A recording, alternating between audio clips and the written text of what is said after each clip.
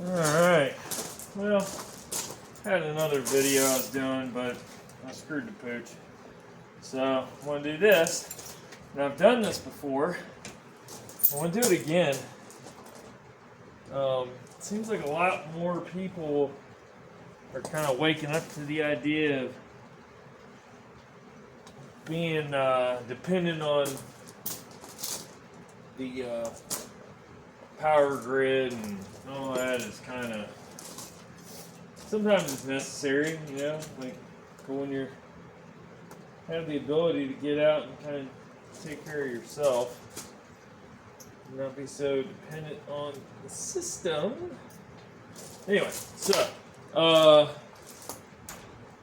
this is the little Husqvarna 435, same one you get at Lowe's, $350. I've dropped it, threw it.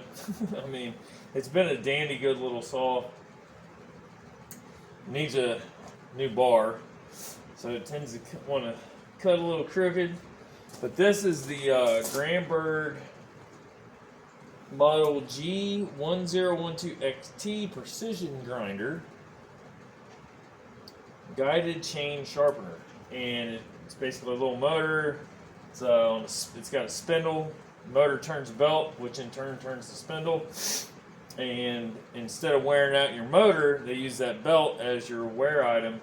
And I've had this for about 8 years. And on the side, little side hustle, I sharpen chains.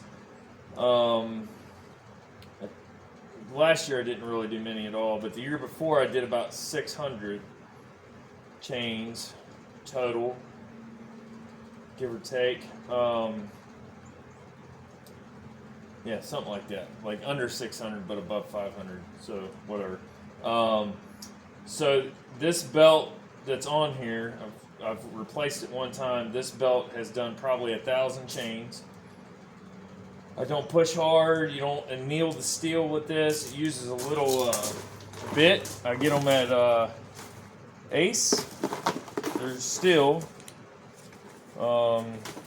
grinding stone, and that's what it looks like. Just kind of threads in there. It's got a little spot. And then Granberg sells this crap called Cool Grind. I don't use it. I bought it, tried it a bunch. I don't think it makes any difference.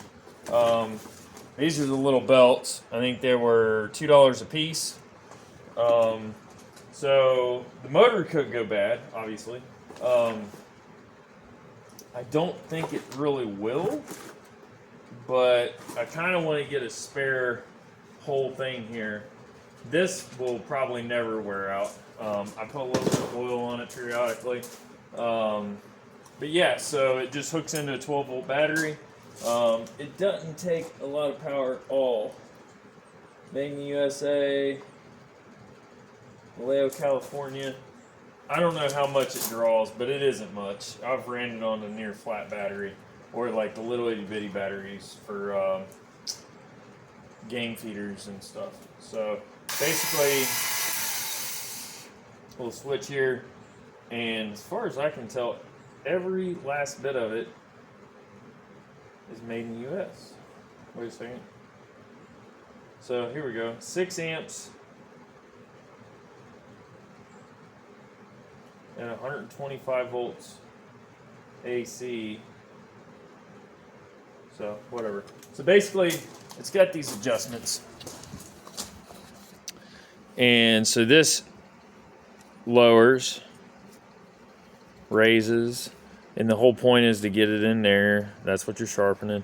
And then like my rip and change, I do it, focus, there we go, at 20 degrees, 15, 20 degrees. These cutting firewood, I want it as aggressive as possible, basically, to make it as fast as possible. Then you can change your pitch here. I just keep it top dead center. And this is the only thing you really go back and change. And then this is your depth. So you go, change that in. Let's see here. Yeah, so you screw this in and out to move this way. So you can take more off the tooth if you need to. So that's all there is to that. Real easy to use. And you cannot hand file a chain as good as this will do it. It's not possible. It's nonsense to say that you can. So basically I want it to just barely touch. I don't want a ton of sparks. Those chop saw looking things just tear your chains up. That's it.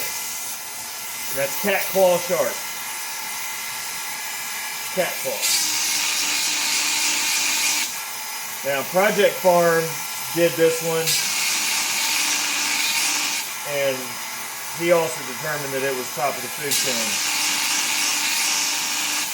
It's fast too, so this is a 16-inch bar. I can do this 16-inch bar in about 3 minutes.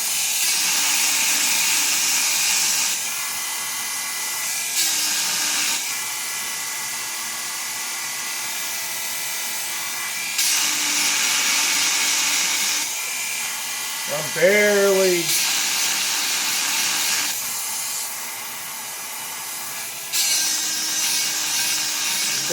really touching this thing up. I want it to be sharp, but I don't want to take a bunch of material off. And I don't want the cutter to get so hot that it starts to turn color and anneal. So it'll be sharp like that one time and then it's toast. So when you take it to your local chainsaw shops and stuff, that's what they use, and you don't do that, because yeah, it's sharp for about 18 seconds and then that's it. And this thing was about $100. The bits are $5, $6, so like that, you get 3 of them at $6. And most people, if you're just sharpening your stuff, or you and your neighbor, or whatever,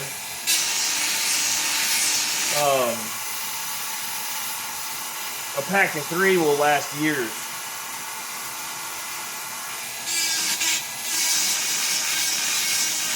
So I do my neighbor's stuff, so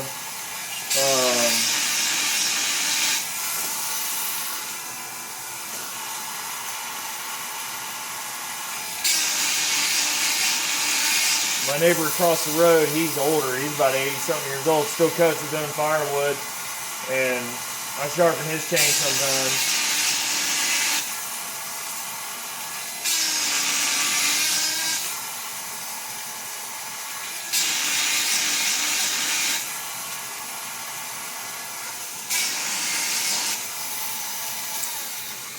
And then you just come up under here, loosen that up. And I had that at 30. I go to 30 on the other side.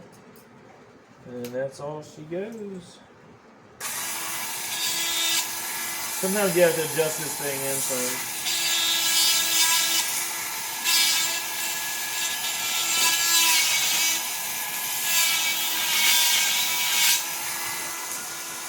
Oh yeah. There we go.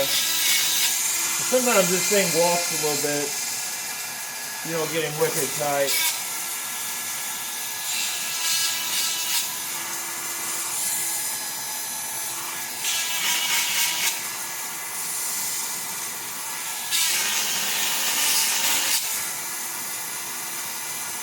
So, skip one, whoops. It takes a little bit to get it figured out, but it's not bad at all. To me, this is the only way to go. And the thing is if you have this and you sink it into dirt, or you hit a rock or whatever, you can fix it yourself. It's too easy.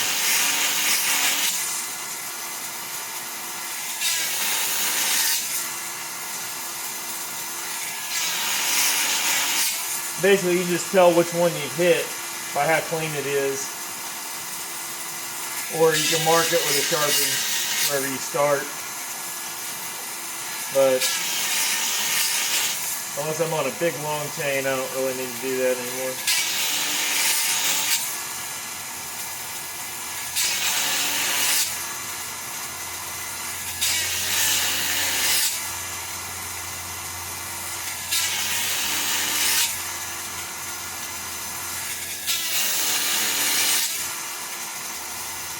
go.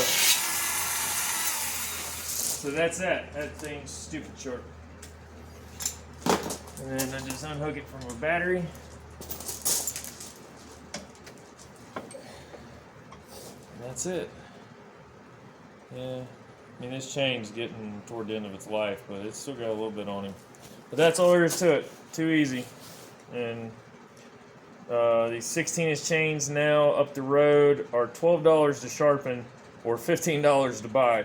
And if you're going to buy the chains, the black and white box Oregons I think are about the best. But Duke's has got a supposedly good chain. I got some coming, so we'll try that. See how they do. But for now, that's what we got.